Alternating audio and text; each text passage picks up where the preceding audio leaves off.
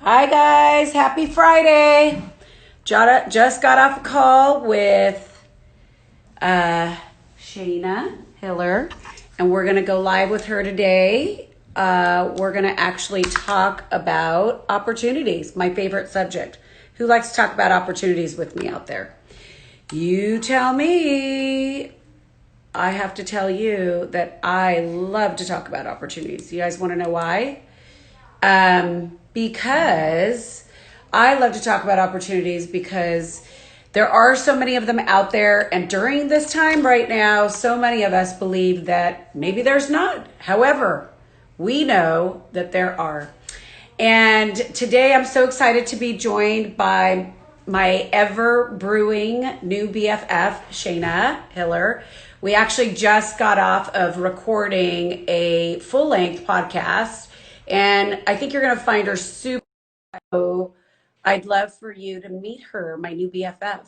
Hold on. It's actually connecting. Hi, girl. Hey girl, It's been so long. Oh my God. I missed you. I miss you too. Actually, I feel like there's so much that we started talking about but haven't finished. So those hikes that we're talking about are a definite necessity. Yes, I agree. And I feel like the beautiful part about Instagram is it gives us just like a little snippet, but almost like leaves you wanting more. It's that piece of candy, That's right? so true. And yum. Now I want candy. Exactly. Well, you might be making your way to Erewhon this afternoon as we were discussing. You're like my intuitive spirit guide. Like literally, as we get off, I will go be getting my green juice. Oh my God, you're so funny. Okay. So here's the deal, guys. So Shayna and I just did a full length podcast all around opportunities. So every Friday we gather together, or not we, but we could. It could be the next new thing. It could be. Every Friday I gather different female entrepreneurs to talk about opportunities. And why is that? So during COVID, I thought and I feel that many people feel like there aren't opportunities out there for them. And I wanted to give them the perspective of there are. And so the amazing thing is there's all these women that I've talked to every week that have the same perspective. And so, but they don't really know the questions that I'm going to ask them. So I always just assume like it's funny to me. I mean, I guess like attracts like, right? And but I always keep thinking, is somebody going to say like F you, Michelle, there are no opportunities out there? I'm just like, Oh I'm my. not really clear. But so first, I want everybody to, first of all, hear an introduction about you and what you do, because I, of course, could say you're a yoga teacher, but just like we said on the call just now, you're so much more than that. She's actually going to be doing my 200-hour yoga teacher training that I start next week. I'm so excited. It's been on my goals forever. Yeah. So it's going to be super fun. So, all right, go ahead. Tell people about you. Okay, so oh my gosh, there's loud music outside. So Whoop, whoop. whoop, whoop, I know. I just want to dance. It's Um, Friday. it's Friday. All right. Oh yeah, it is. Forgot about that. So yeah, so and this is what I was saying during our Zoom call earlier is I'm one, it's always been challenging for me to describe who I am and what I do because labels, right? Labels. The moment I say I'm a yoga teacher, okay, we form an opinion. The moment I say I'm a business coach or a health coach or a wellness coach or a poet, right? Or a human, Exactly. like I have a lot of passions and desires and I really I have been teaching yoga for the past 15 years. And for me, yoga is that gateway and that permission into really becoming and being all of who you are, which is always changing. So I do teach yoga. I run teacher trainings and retreats. I have different online courses and programs and coaching for wellness entrepreneurs and primarily yoga teachers who want to step into their power, build a business without it feeling stressful, stay in their practice. I teach meditation. It's like a lot of different things that are all connected under the umbrella of wellness and empowerment and inspiration. So it's interesting. So tell me, when we're looking at building a business, say, let's just call it wellness, because I Yeah, actually feel like you are a coach. Like, there are certain yoga teachers that you talk to that, I mean, that, have been around a lot of them, that do feel solely just like a yoga teacher, but you encompass so much more. Like you have, I don't I guess you don't call it a mastermind group, but what is it called? Like that business coaching for yogas, whatever yogis. Yeah. You're like, I don't even have the language down yet, You, right? I'm calling it yogas instead of yogis. I'm gonna be a yogi soon, so you are such a yogi I'm already. already a yogi. I just like it's like, it doesn't feel totally real. Solidifying it all. Oh, girl, I am just so excited for you. You have no idea. Yeah, I know. By the way, because you know that this is exactly what I need. I know. I knew from the first time that we had a conversation. Remember, we had a conversation like many months ago because you were going to Totally. training. Yes. All right, it's not the right time, and then all of a sudden you're like, I'm in. Like that's divine alignment. That's perfect timing, and like the fact that you're so guided and trusting is so inspiring because it's that type of person who like takes action in that way in divine timing. Like, yeah, just Well, there's you and I are very similar. We trust our gut intuition. And so it's funny, somebody who's on this call, her name's Sarah Boo. She actually used to be a client of mine, but she's a friend of mine. And I think you may know her. She's taken your classes before. I know. She was the one who told me, like, this is the woman. Her and I had talked about actually getting certified together possibly, and she was like, hey, this is the woman that I'm thinking that I actually want to get trained with. And I'm like, okay, that's really weird because I follow her and I think she's really funny. I relate to you because it's not always so serious. It's like there's time and room and space for it all. Yes. And I think that when I first contacted you, I was like, I really wanted to do it, but it was just when COVID hit, and I was like, how am I going to do that? Yeah. And with the 3 kids around, but then I did that yoga teacher training with Larry Payne, the Primal Life Yoga, Oh yes. and that was helpful because it was like, okay, it was shorter. So I was like, okay, now I can see where I can do this online. So again, it was the whole visual part because I was like, no, I want to get fixed. I want somebody to touch my body and tell me I'm doing that pose wrong after 10 years or 20 Touching years. a computer screen. New technology now. That's right. You'll be like, bitch. My hand will come out of the screen and it will touch you. It's a new technology. Is it really? Oh, see how gullible I am? I'm totally believing you. One day, I'm sure Zoom will come out with that feature. Exactly. It'll go like through. Yeah, like literally. Like hey, listen, we have this right now. This is magic.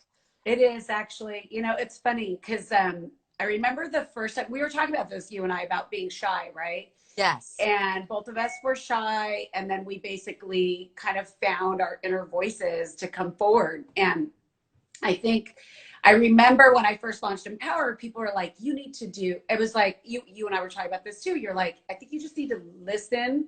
Like you listen to exactly what you wanted to do in the timing that you were going to do it. Yes. Right. And this goes back to opportunities. And I remember people were like, you need to do lives. You need to do content. And I was like, oh my God. I mean, I barely like accepted likes on Facebook or like friend requests. To be on Instagram, like, what is that thing?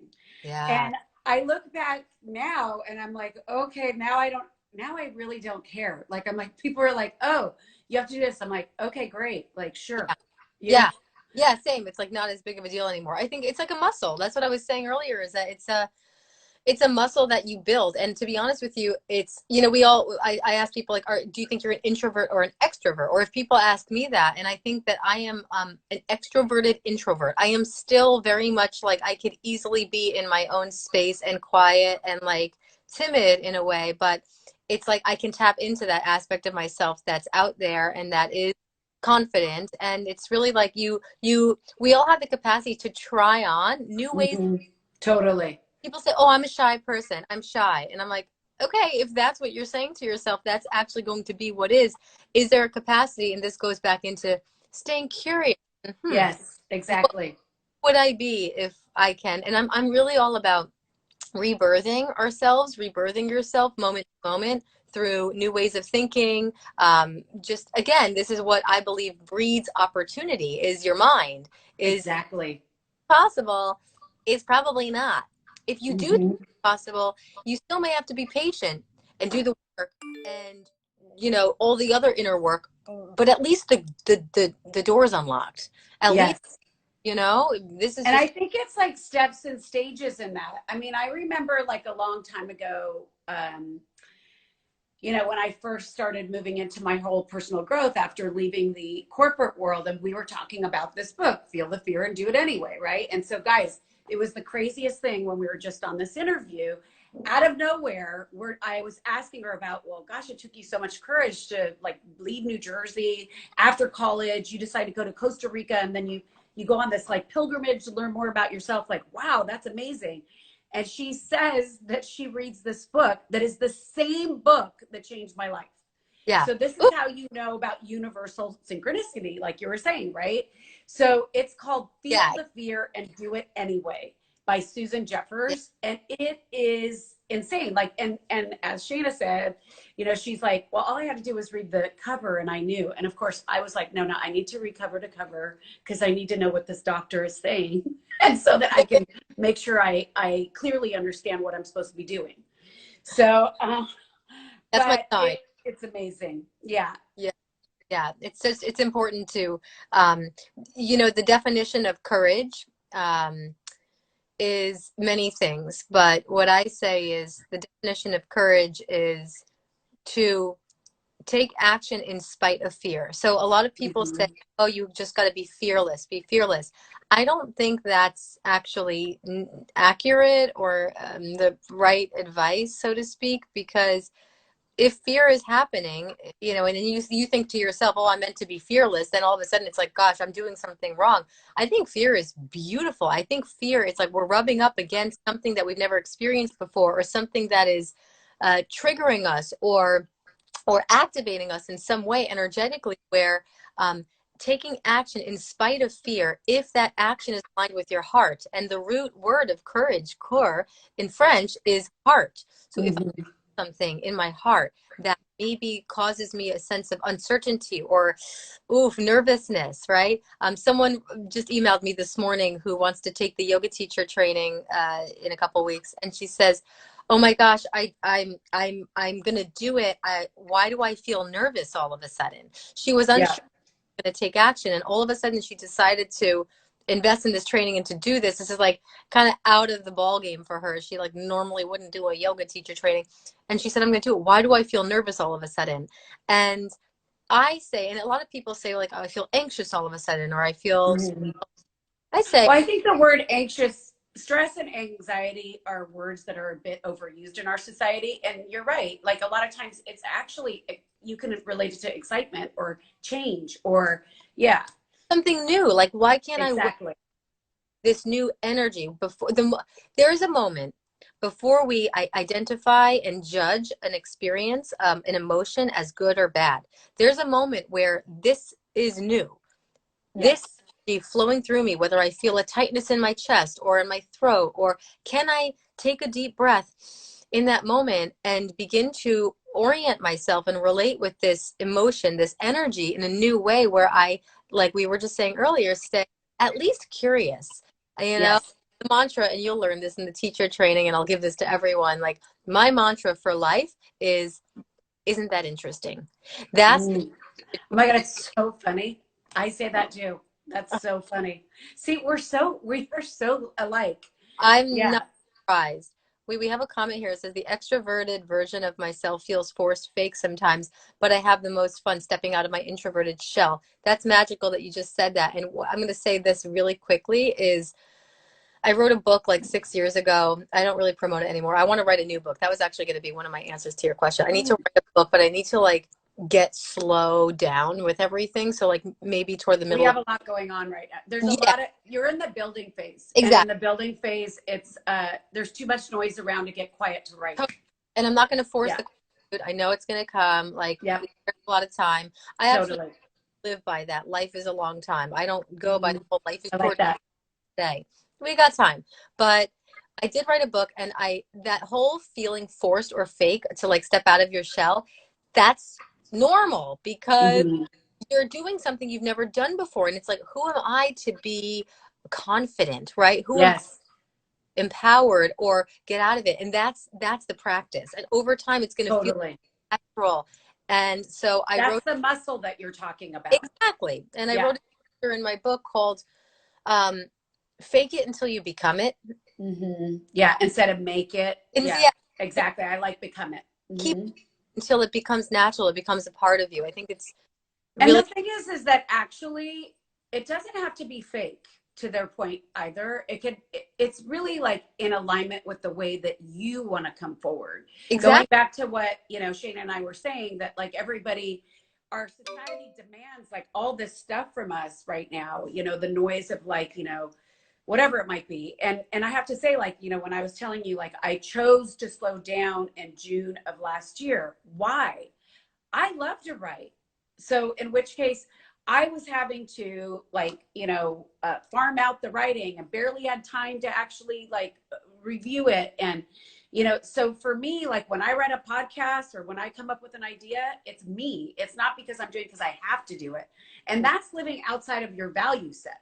That's Yeah. living for what society is telling you to do. Just like when you moved into doing yoga or having your practice or having your company, the space that you need to be in to manifest best for you, Totally. right? And I think that that's the thing is that don't consider it faking it, consider it practice. Exactly. Exactly. That's what I mean is that feeling of fakeness is something, or imposter syndrome. Everyone talks. Yes, that's exactly. People talk about it all the time. Yeah. It's like, of course, because you are doing something you've never done before. But oftentimes we identify with, I am this way. And if I do something differently, then that's not me. And I say, well, but who are you?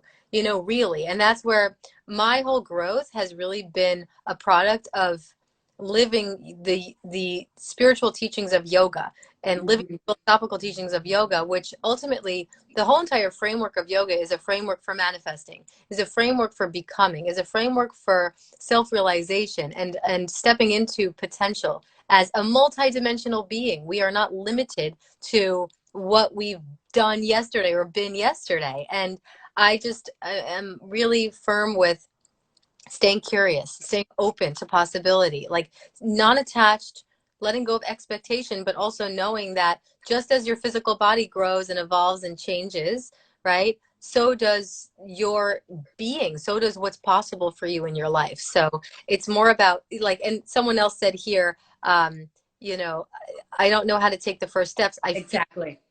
but I need to do it anyway part. And I say, one step. What's the Yes. first step that you can do? And keep it simple.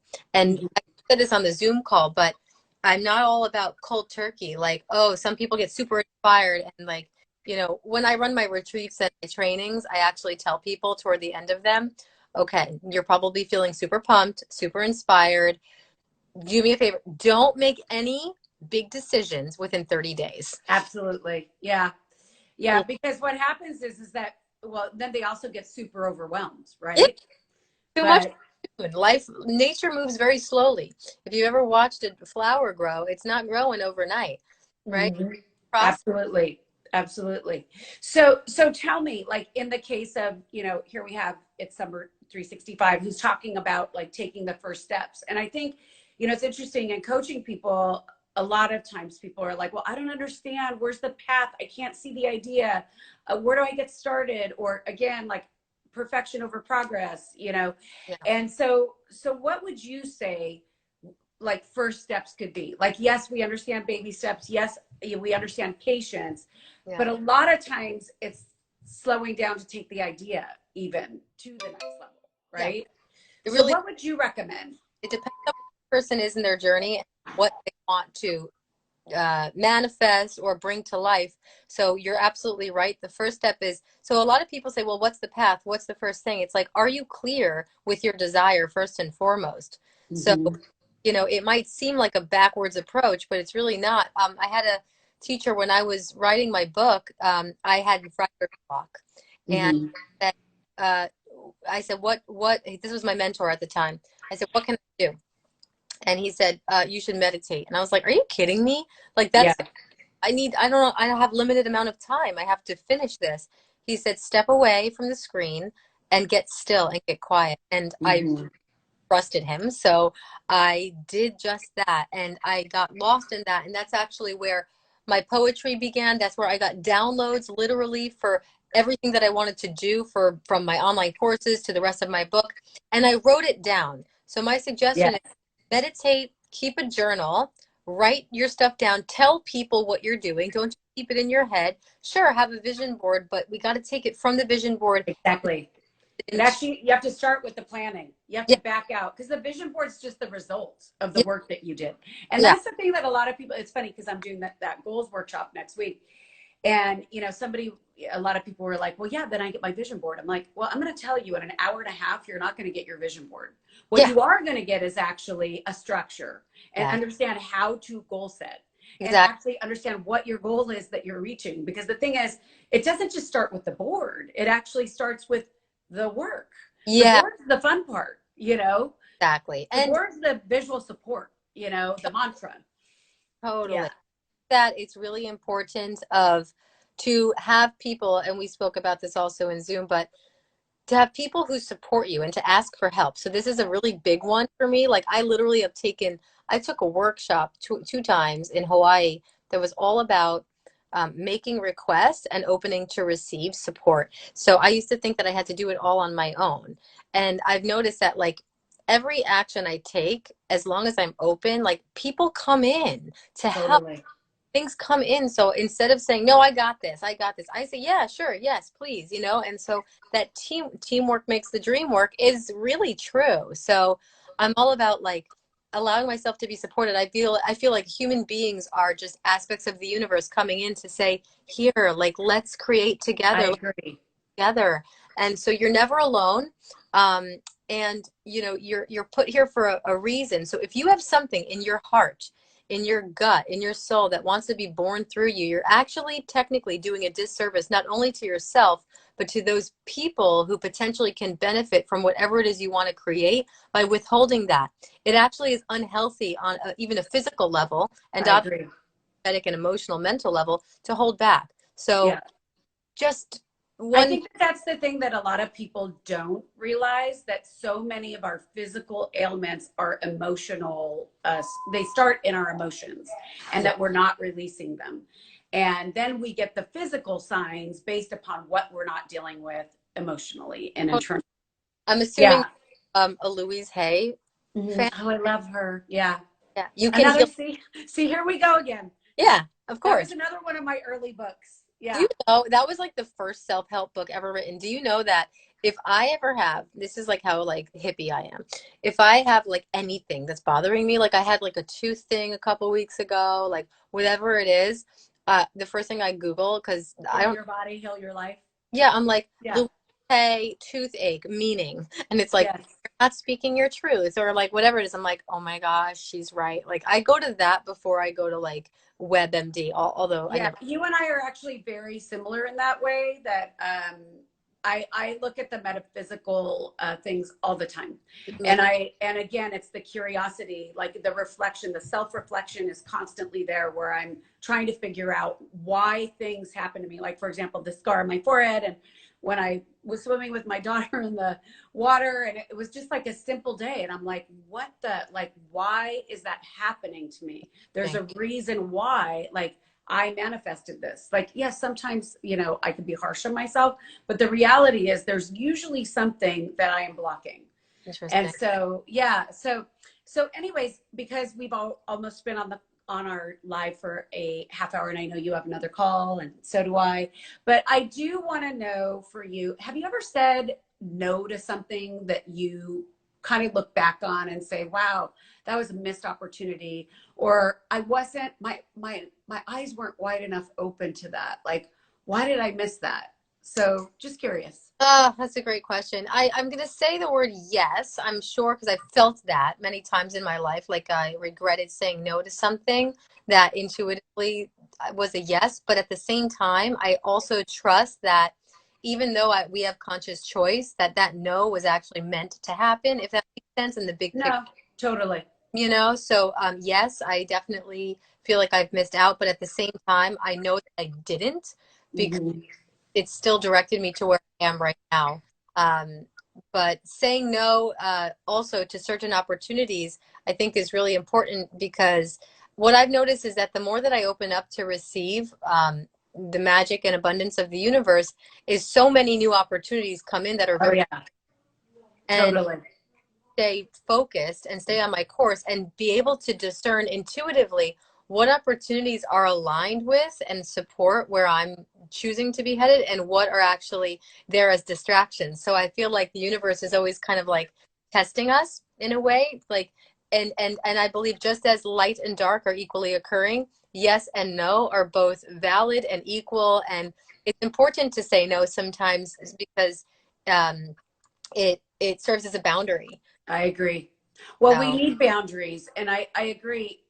You're one of those people who has magnetic energy, and people want to be with you and want to provide opportunities to you. But are they serving you? Are they within your value set? Like, how do we make choice, and why are we making that choice? And is it really serving that person and not you? And what your greater goals are? So exactly. speaking of which, my last question is like, what do you believe that your greatest purpose is? Like, what do you feel like you're here to do and serve in this lifetime? Oh my gosh. That's a great question. Um, I think that part of my purpose is to help people release anxiety and fear and Mhm. more of who they are beyond the physical body. I love that. That's beautiful. Yeah. Well, guys, I want you all to come to listen to our podcast, Yeah. and it will also be posted on YouTube and Instagram TV. And tell them how they can get a hold of you. We are always available to help you guys in any way. And if you're ever interested in actually participating in an interview, you guys are welcome to contact us as well. So go ahead, tell them how to get a hold of you. Thanks. Well, you can get a hold of me here, obviously, at Shayna Hiller on Instagram or my website, shaynahiller.com. And that's it. All That's right. Well, I am looking forward to our hike me next too. week and to starting my training. Oh my gosh, so much magic is in the works for all of us. Let's stay curious. Yes, absolutely. Curiosity killed the cat. Yes. I don't even get All that. right. Bye. See Bye. you Thank you, soon. Michelle. Okay. Take care. Bye. Thank Bye. you. Bye bye.